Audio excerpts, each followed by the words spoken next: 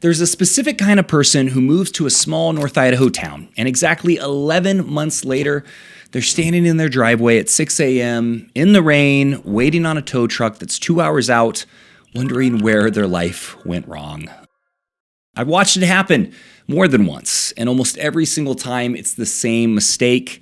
They confused wanting a quieter life with wanting this one. Here's the thing nobody tells you. There's a big difference between wanting to escape the craziness of the world right now and wanting to live somewhere that requires you to own a generator, a chainsaw, and have a really good relationship with the neighbor who owns a tractor.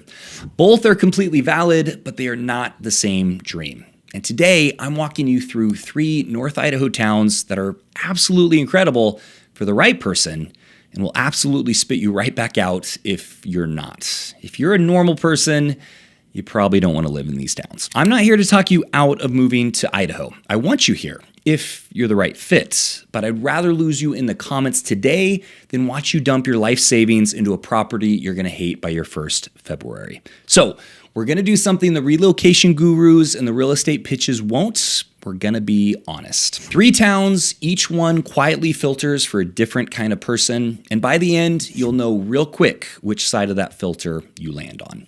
Let's go.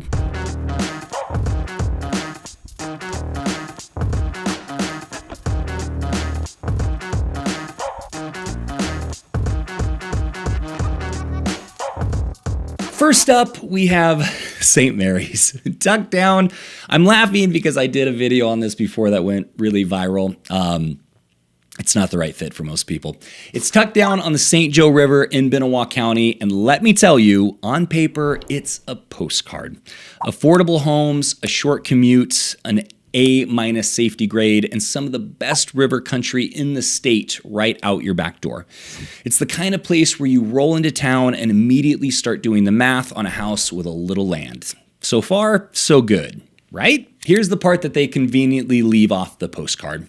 St. Mary's is a timber town. It always has been and probably always will be. And a timber town doesn't care about your resume. The local job market is very tight, tighter than the rest of Idaho, and it's not exactly handing out career ladders. Therefore, if you're moving here, you'd better bring your income with you. Remote work, a pension, a trade you can run yourself, something, because the town's not going to build a career for you. It's gorgeous, it's just not your employer. No. So St. Mary's filters on one question: how do you make your living? Self-employed, remote, retired, or a tradesman who brings the work to him, you're going to love it here. Need a corporate office and a local promotion track? You're going to be commuting an hour each way and wondering, why didn't I listen to Trent in this video? I did a full deep dive on St. Mary's. It's linked up top if you want the whole story. Now, before we get to town 2, I need to stop and define a word because I keep saying these towns aren't for normal people, and I do not mean that as an insult. In fact, I mean the exact opposite, so hang with me for a second. When I say normal, here's what I actually mean. You looked around at the world right now, the cities, the politics, the noise, all of it, and you just want a sane, quiet, decent life. A safe place to raise your family, good neighbors, room to breathe. That's not weak. That is the smartest instinct a person can have right now.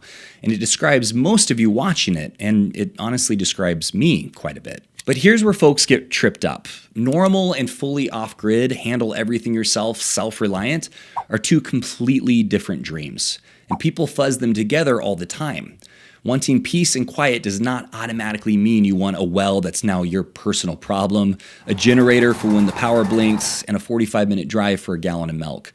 One of those is a lifestyle, the other one is a part-time job you are paying to work at. And look, I'll put myself right in the middle of this. I want my 5 acres and a shop someday too. That dream is very, very real for me. But right now, I also like my Costco runs to be less than 30 minutes. I like internet that actually works when I hop on a call. I'm not going to sit here and pretend I'm some grizzled mountain man chopping his own firewood by lantern light, although I'm working on it. I'm not that right now, though. And if you're being honest, a lot of you aren't either. And that is completely fine. The whole game is just knowing which one you actually are before you sign the papers. And honestly, figuring out which side of that line you're on, that's literally what my team and I do all day. So do yourself a favor, hit the subscribe button so you stop getting your relocation advice from people whose only goal is to sell you a house. And if you want to actually talk it through with someone who lives here and isn't going to sugarcoat it, my number and email address are down below, and you can also scan this QR code to schedule a time to talk with me and my team. There's no pressure, just straight talk. That is what we do. Okay, town 2, Blanchard up in Bonner County, and this one is the dream. Acreage, a golf course community, genuinely off the beaten path, quiet, like in a way you forgot quiet could be so quiet, if that makes sense. Strongly conservative, leave me alone, rural living. If your whole vision is I want some land and I want to be left in peace, Blanchard is your spot. But Blanchard, it's going to hand you a receipt for all that peace, and it's bigger than people expect. Here's the kicker that surprises everybody. The cost of living in Blanchard actually runs above the national average in a tiny rural Idaho town. There's no hospital in town. There's no real grocery store.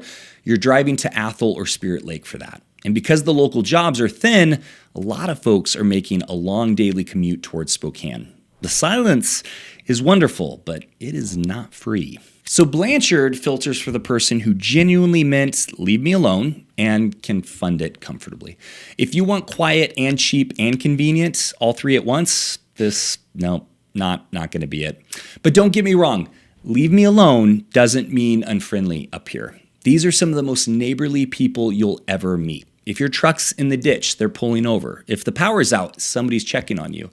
They just want the space first and the community on their own terms.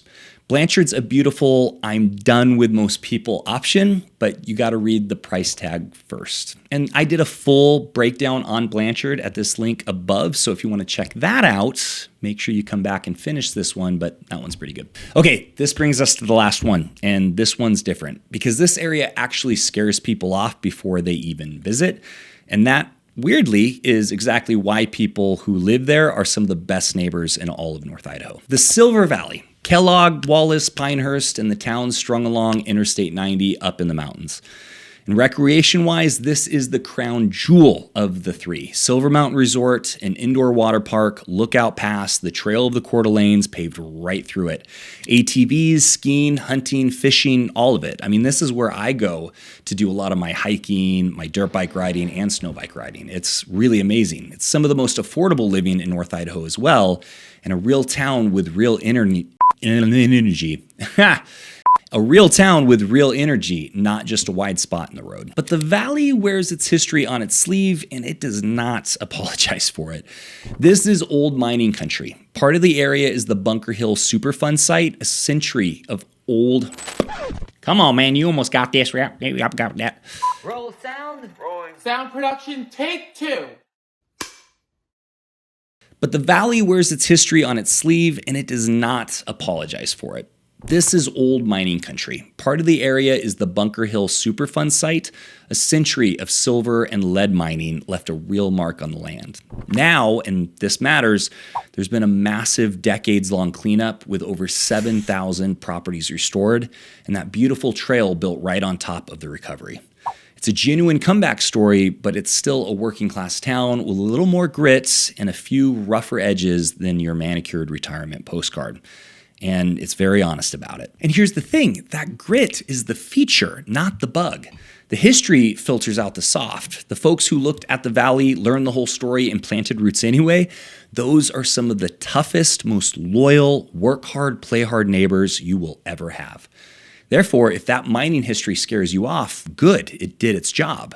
But if it doesn't faze you, if anything, you respect it, you might have just found home. 3 towns, 3 different filters, but here's the one thing all of them have in common.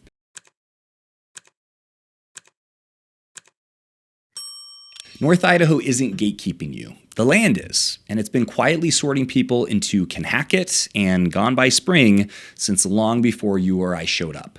There's absolutely nothing wrong with wanting a normal life. Just be honest with yourself about whether normal means peace and quiet or whether it means you, a generator, and a 45-minute drive for a gallon of milk. Most people want the first one. These 3 towns are the second one. Be honest about which one you are, and I promise you'll do just fine up here. If you want help figuring out where you actually fit up here, not where somebody wants to sell you, my info's in the description, or scan the QR code and schedule a time to talk with me and my team. And if you want the full story on any of these three, I've got deep dives on each one in my channel. You can start with St. Mary's right here if you want. This one's actually pretty dang good. I'll see you on that one.